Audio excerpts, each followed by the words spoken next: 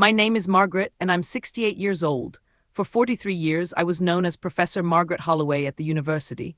For 40 years before that, I was simply Robert's wife. But 2 years ago, after my husband passed, I discovered I had become something I never expected to be in my own son's eyes, just some old lady. Let me take you back to the beginning, because this story didn't start with that cruel phrase. It started with love, sacrifice, and the kind of quiet strength that people mistake for weakness. When David was born 35 years ago, Robert and I made a pact. We would give our son every opportunity we never had. Robert worked double shifts at the factory while I completed my PhD. When I finally got my position at the university, we invested every spare dollar into David's future. Private schools, tutoring, summer programs in Europe, a full ride through business school. We mortgaged our dreams so he could build his, and David succeeded. Oh, how he succeeded. By 30, he was a senior partner at Morrison & Associates, one of the city's most prestigious consulting firms. He had the corner office, the expensive suits, the kind of confidence that comes from never having to wonder where your next meal is coming from. Robert and I would sit at dinner, watching him talk about his latest deals, his important clients, his bright future, and we felt that particular pride that only parents know. But something changed after Robert died. At first, I thought it was grief. David had always been closer to his father. They shared that entrepreneurial spirit, that hunger for success that I, as an academic, never quite understood. So when David became distant after the funeral, when his visits became shorter and his conversations more superficial, I told myself he was processing loss the only way he knew how. I was wrong. The first sign came 3 months after we buried Robert. I had been managing our finances alone for the first time in 4 decades, learning about investments and property management that Robert had always handled. David came over for dinner, something that was becoming increasingly rare, and found me at the kitchen table surrounded by paperwork. "Mom, what is all this?" he asked, his tone already impatient. "Just going through your father's business affairs," I said. "There's more here than I realized. Properties, investments, accounts I never knew existed." David's expression shifted, not to concern or curiosity, but to something that made my stomach tighten. "Calculation. Maybe I should handle this for you," he said, reaching for the papers. "This is complicated stuff. You don't want to make mistakes." I pulled the documents closer to me. "I taught economics for 20 years, David. I think I can manage." "That was theory, Mom. This is real money." Real money. As if the salary that helped put him through Harvard Business School was monopoly money. As if the woman who had managed our household budget through Robert's layoffs and my sabbaticals couldn't understand basic financial concepts. But I let it go. He was grieving, I told myself. He was worried about me. The second sign came a month later. I had mentioned to David that I was thinking of taking a cruise with my sister Helen, something Robert and I had planned before he got sick. David's reaction was immediate and harsh. "A cruise? Mom, do you think that's wise? Financially, I mean. We saved for years for this trip, David. Your father wanted me to go." "Dad's gone, Mom. You need to be practical now. Maybe instead of spending money on luxuries, you should think about downsizing. This house is too big for one person." Downsizing, the house where I had raised him, where Robert and I had built our life together, where every room held 40 years of memories. Too big for one person, as if I was taking up too much space simply by existing. "I'm not ready for that conversation yet," I said quietly. "When will you be ready? When you can't afford the utilities? When you're too old to maintain it?" Too old? At 66, I was apparently too old to manage my own life, too old to make my own decisions, too old to deserve the home I had worked decades to pay for. But the transformation wasn't just about money. It was about respect, about the subtle ways David began treating me like a burden rather than his mother. When he did visit, he would walk through the house like an appraiser, commenting on repairs that needed to be made, suggesting I didn't need all this space, implying that keeping the family home was somehow selfish. He stopped asking about my day, my health, my interests. Our conversations became lectures about fiscal responsibility and planning for my situation. My situation. As if being a widow was a condition to be managed rather than a loss to be grieved. The worst part was how he spoke about me to others. I began to notice it at family gatherings, the way he would reference me in the third person even when I was standing right there. "She's having trouble adjusting," he would tell his cousins. "She's not thinking clearly about her finances. She needs guidance now." She, never Mom, never Margaret, just she, as if I was a problem to be solved rather than a person to be loved. I tried to address it directly once. David had come over to check on me, his phrase, as if I was a patient in need of monitoring. He spent the entire visit pointing out things that were wrong. A loose board on the porch, a dripping faucet in the guest bathroom, dust on the mantelpiece. "David," I said finally, "I'm capable of maintaining my own home." "Are you, though?" He turned to look at me, and I saw something in his eyes I had never seen before when he looked at me. Dismissal, complete, casual dismissal. Mom, you're 66 years old, living alone in a 4-bedroom house. When was the last time you got on a ladder to clean gutters? When was the last time you had the HVAC system serviced? You can't do everything yourself anymore. I've never cleaned gutters, David. Your father and I hired professionals for that. Dad's not here to handle things anymore. I can hire professionals too. He sighed, the kind of exaggerated sigh people use when they think they're dealing with someone unreasonable. With what money, Mom? You need to be realistic about your limitations. My limitations, not my needs, not my preferences, my limitations. That's when I realized what had happened. In David's mind, Robert's death hadn't just made me a widow, it had made me incompetent, irrelevant, a shadow of the woman who had raised him. I wasn't his mother anymore, I was his obligation. But David had no idea what Robert and I had actually built together. He saw the modest house, the practical furniture, the quiet life we had chosen, and assumed it meant we were modest people with modest means. He had no idea about the investment properties Robert had quietly acquired over the years, the rental income that had funded his education, the careful financial planning that had made his privileged childhood possible. He didn't know because we had never told him. We wanted him to understand the value of hard work, to build his own success rather than coast on ours. We planned to share the full picture when he was older, more mature, ready to understand the responsibility that comes with wealth. But Robert died before we could have that conversation, and I found myself alone with secrets David couldn't imagine, and a son who had decided I was too old and too fragile to manage my own life. The breaking point came on a Tuesday evening in March. David called to tell me he was bringing some colleagues over for dinner the next night. I told them about your pot roast, he said. They're excited to try it. Not would you mind cooking for my colleagues, not are you available to host dinner. Just the assumption that I would cook for his business associates, that my role in his life was to serve his professional needs. How many people, David? 4, maybe 5, don't worry about anything fancy, just the pot roast and maybe some of those dinner rolls you make. David, I'm not a catering service. What? I said I'm not a catering service. If you want to host a business dinner, take them to a restaurant. There was a long pause. When he spoke again, his voice had that condescending tone I was learning to dread. Mom, these are important people. They want a home-cooked meal, not restaurant food. Besides, what else do you have to do? What else do I have to do? As if my time had no value, as if my life was empty space waiting to be filled by his needs. I have book club tomorrow night. Cancel it. Excuse me. Cancel it, this is important. My book club is important to me. Mom, his voice took on that patient tone people use with stubborn children. These men could make or break my career. Your book club can meet any time. I felt something crack inside my chest, like a bone that had been bent too far. Then take them to Giovanni's. They have excellent pot roast. I already told them we'd eat at your house. Don't make me look bad. Don't make him look bad, as if my refusal to drop everything for his convenience was a betrayal rather than a boundary. I'm not making you look bad, David. I'm unavailable tomorrow evening. Jesus, Mom, when did you become so selfish? Selfish for having plans, for having a life that didn't revolve around serving his needs, but I agreed. God help me, I agreed. Because 35 years of being his mother doesn't disappear overnight, and because part of me still hoped that if I was useful enough, he might remember that I was also lovable, so I canceled book club. I spent the next morning shopping for groceries, the afternoon cooking, the early evening setting my dining room table with the good china. I made pot roast and dinner rolls and green bean casserole and apple pie. I put on my best dress and my pearl necklace, the one Robert gave me for our 20th anniversary, and I prepared to be the gracious hostess my son needed me to be. David arrived at 7 with 4 men in expensive suits. I recognized one of them from newspaper photos, Marcus Morrison, the senior partner at David's firm. The others were introduced quickly, James, the head of mergers and acquisitions. Robert, not named after my husband, just a coincidence, and Michael, who was apparently some kind of financial consultant. Gentlemen, David said as he led them into my living room, welcome to my mother's house. Not welcome to our home, not I'd like you to meet my mother.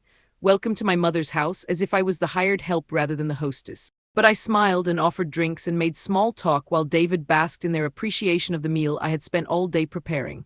They complimented the pot roast, praised the dinner rolls, asked for seconds of everything. I felt useful for the first time in months. After dinner, they moved to the living room while I cleared the table. I could hear them talking business mergers and acquisitions, profit margins, growth strategies. David's voice was different when he spoke to these men. Confident, authoritative, the voice of someone who belonged in their world. I was in the kitchen loading the dishwasher when I heard David's voice change again.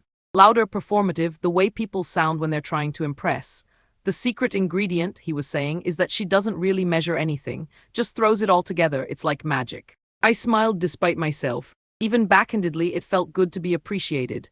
Your mother's a great cook, I heard Marcus Morrison say. My wife tries, but she's more of a takeout person. Yeah, well, what else does she have to do? David's laughter had an edge to it. I mean, she's retired, widowed, lives alone. Cooking is basically her only hobby now. My hands stilled on the dishes, her only hobby, as if I was a pet with simple needs and limited interests. Must be nice having a personal chef, James said, and I could hear the amusement in his voice. It's convenient, David agreed. Though honestly, guys, sometimes I feel bad for her. She doesn't have much going on these days. Dad handled all the important stuff, and now that he's gone, well, she's kind of lost. Kind of lost? I felt heat rise in my cheeks, my heart beginning to pound. Still, Robert said, family is family. Good of you to look out for her. Someone has to, David said. I mean, she tries to act independent, but let's be real, she's 68 years old, living alone in a house that's way too big for her. She doesn't really understand how money works, doesn't know how to handle maintenance issues. I basically have to manage everything for her now.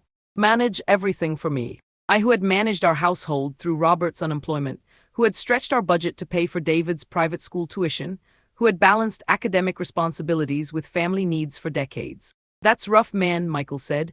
My grandmother went through the same thing after my grandfather died, just lost. Exactly, David's voice was warming to his theme. It's like she doesn't know who she is without Dad telling her what to do. So now I'm trying to help her figure out her next steps, probably sell this place, find her a nice little apartment somewhere, something more manageable for someone in her situation. Someone in my situation, a widow, a burden, an inconvenience to be managed. I finished loading the dishwasher and walked quietly toward the living room, planning to offer coffee and dessert, but David's next words stopped me cold. The worst part is that she thinks she's still capable of making big decisions. Like last month she wanted to take a cruise. A cruise? I had to explain to her that those days are over.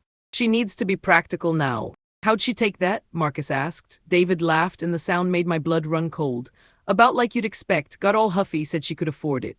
I don't think she understands that the insurance money isn't going to last forever. Insurance money? He thought I was living off Robert's life insurance. He had no idea about the rental properties, the investment portfolio, the careful financial planning that had been funding our comfortable life for decades. Poor thing, James said. Must be hard going from being taken care of to having to face reality.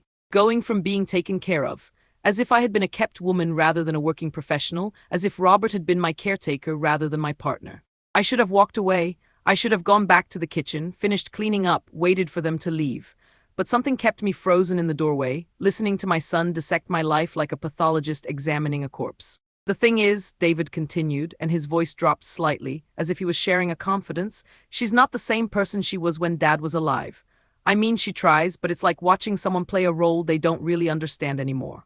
She'll put on her nice clothes, set the table with the good china, cook these elaborate meals, but you can tell she's just going through the motions. Going through the motions like tonight. Like this dinner I had spent all day preparing, this performance of domestic competence I had staged for his benefit.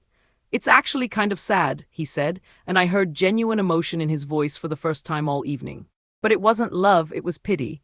She used to be this confident, capable woman, now she's just, I don't know, some old lady trying to pretend she still matters. Some old lady trying to pretend she still matters. The words hit me like physical blows. Some old lady. That's what I had become in my son's eyes. Not his mother, not Margaret Holloway who had earned a PhD while raising a child, not the woman who had sacrificed her own dreams to build his future. Just some old lady, pathetic and delusional, clinging to relevance in a world that had moved beyond her.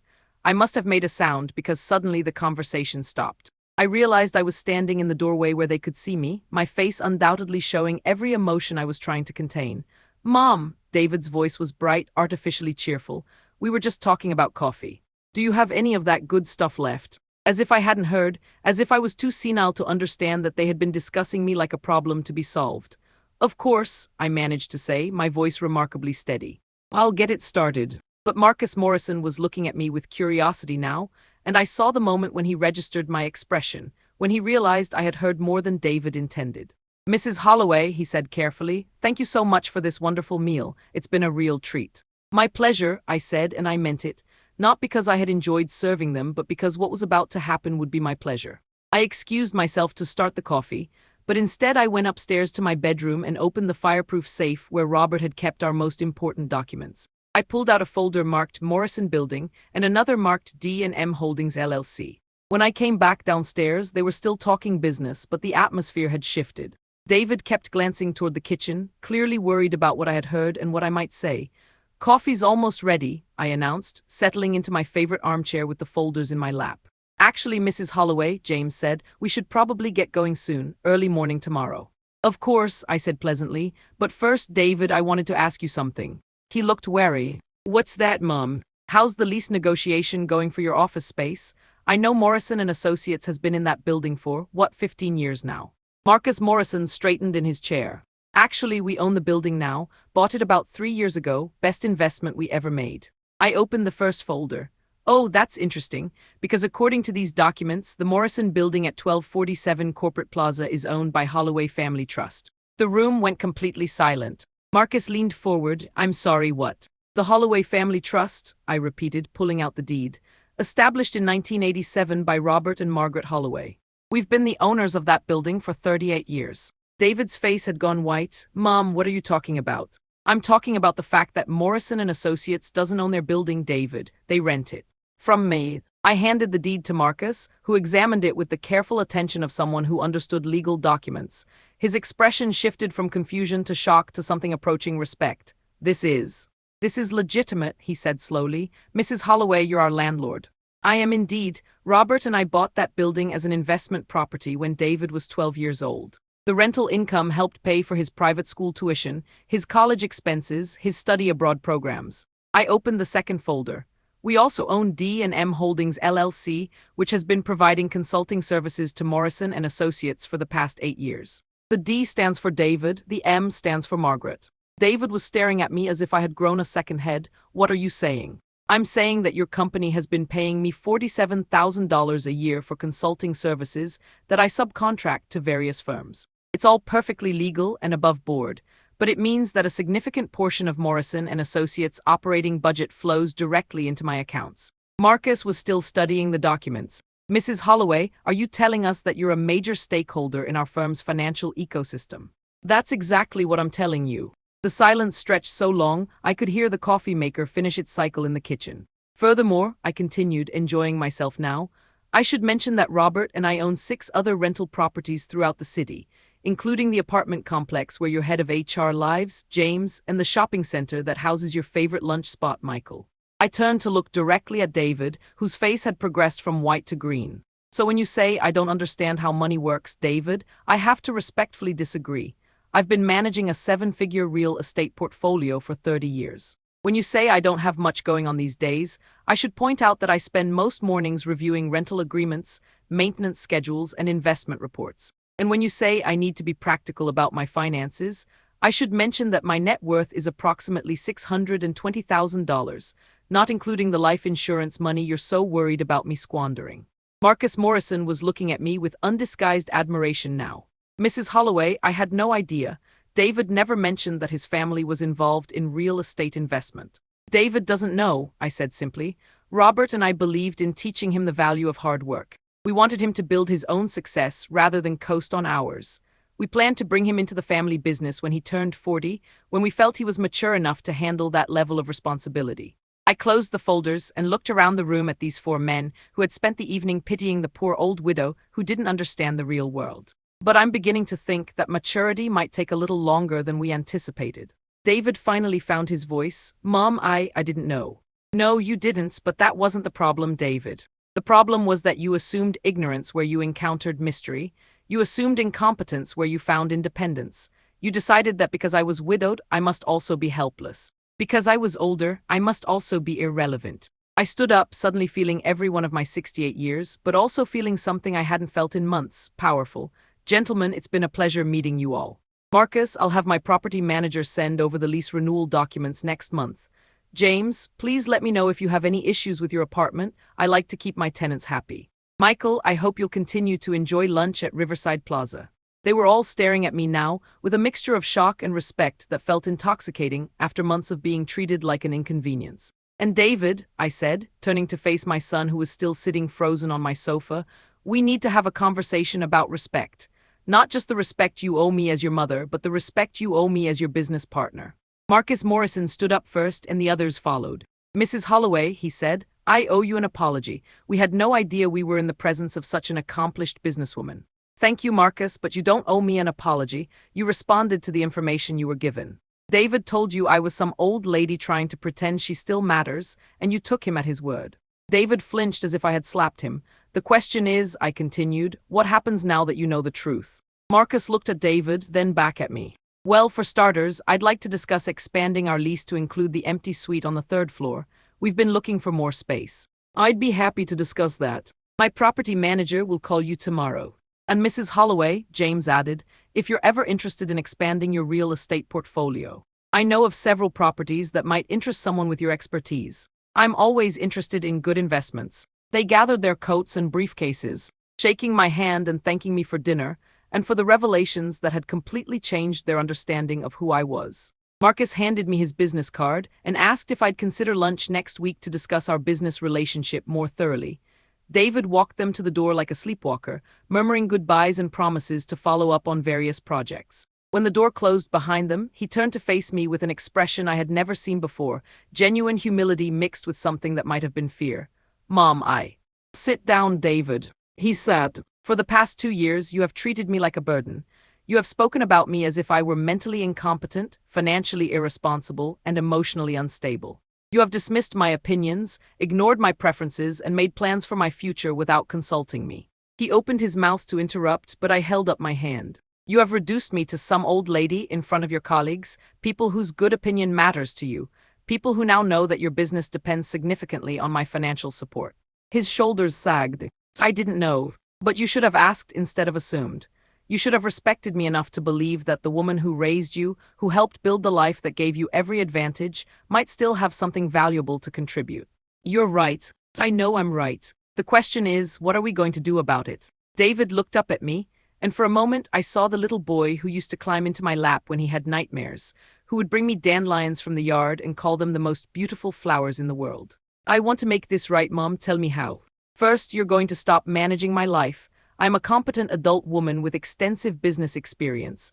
I don't need your permission to take a cruise, to keep my house, or to make my own financial decisions. Okay. Second, you're going to start treating me with the respect due to your business partner. Because that's what I am, David. Your success is built on foundations that your father and I laid. That doesn't diminish your accomplishments, but it does mean you owe us acknowledgement. I understand. Third, you're going to think very carefully about how you speak about me to other people. Not because I'm fragile or sensitive, but because words matter. The way you describe someone shapes how they're perceived and treated. David nodded, and I could see tears in his eyes. And finally, I said, sitting down across from him, you're going to remember that I am your mother. Not your obligation, not your burden, not your problem to solve. I'm the woman who loves you unconditionally, even when you forget that I'm worthy of love in return. Mom, I'm so sorry. I know you are. And I forgive you, but David, this can't happen again. I won't be dismissed or diminished in my own life. It won't happen again, I promise. We sat in silence for a while, the weight of the evening settling between us. Finally, David spoke. Can I ask you something? Of course. Why didn't you and Dad ever tell me about the business, about the properties? I considered the question carefully, because we wanted you to understand that security comes from your own efforts, not from what other people give you. We wanted you to build confidence in your own abilities rather than relying on family wealth. But I could have helped. I could have learned the business, taken some of the burden off you after Dad died. You could have. But first you needed to prove that you could see me as a partner rather than a liability. He was quiet for a long time. Finally, do I get a second chance? I smiled at him then, the first genuine smile I had given him in months. David, you're my son. You get as many chances as it takes. The next morning, David called me before 9 a.m. Mom, I've been thinking about what you said last night. And I want to learn the business. I want to understand what you and Dad built, and I want to help if you let me. I'd like that very much. Also, I called Helen and told her she should plan that cruise. In fact, I think I might book the suite next to yours and join you both, if you don't mind some company. I felt warmth spread through my chest. I'd love that. And Mom, yes, I'm proud of you. I should have said that a long time ago.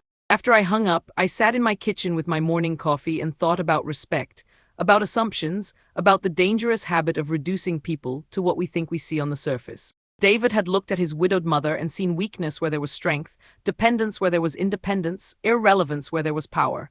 His colleagues had done the same, responding to his cues and treating me accordingly. But the truth has a way of surfacing when we least expect it, and sometimes the people we underestimate are the ones holding all the cards. I may be 68 years old, I may be a widow living alone in a house that seems too big for one person, but I am not some old lady trying to pretend she still matters. I am Margaret Holloway, and